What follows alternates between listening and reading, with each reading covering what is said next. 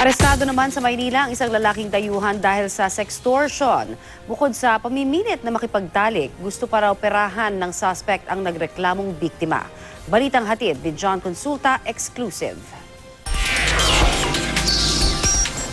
Bit-bit ng bag na may lamang mark money. Nagtungo ang 19 na taong gulang na complainant sa isang mall sa Maynila para makipagkita sa suspect ng sextortion. Nang makuha ng hudyat na naibigay na ang bag, pumasok na ang mga ahente ng NBI Cybercrime Division na nakapwesto sa paligid ng restaurant.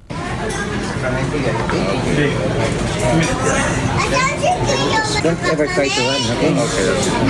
Hindi inaasahan ng NBI na ang kanila palang mahuhuli ay ang anilay kauna-unahang dayuhan na naaresto dahil sa sextortion sa Pilipinas. Ang modus ng 29 anyos na dayuhan na si Sito Elmay mula Papua New Guinea, gamitin ang galing bilang computer engineer para maghanap ng bibiktimahin sa internet.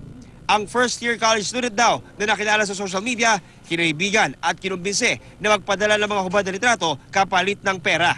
Pero nang makuha na ang litrato, bigla na raw nagbago ang sitwasyon. Tinakot na ang estudyante na ikakalat sa internet ang kanyang maselang litrato kung hindi makikipagtalik sa suspect. Hinihingan pa ng 60,000 pesos ang biktima. Trauma, depression, stress. Hindi ko alam kung paano ko iti-take yung kahihiyan na pwede mangyari if lalabas yun. In discussion nila nung complainant, makikita mo na may ginawa niya na to dati. Ang isang goal natin is to recover kung saan niya sinave yung mga photos na pinadala. At this, para naman magkaroon ng peace of mind yung complainant. Depensa ng dayuhan, may iba raw na nag-utos sa kanya na makipagkita sa babae para kunin ang bag na dala nito. The guy told me that because I will be delivering the bag, he told me that in exchange for that, you will have sex with the girl. Are you the mastermind? No.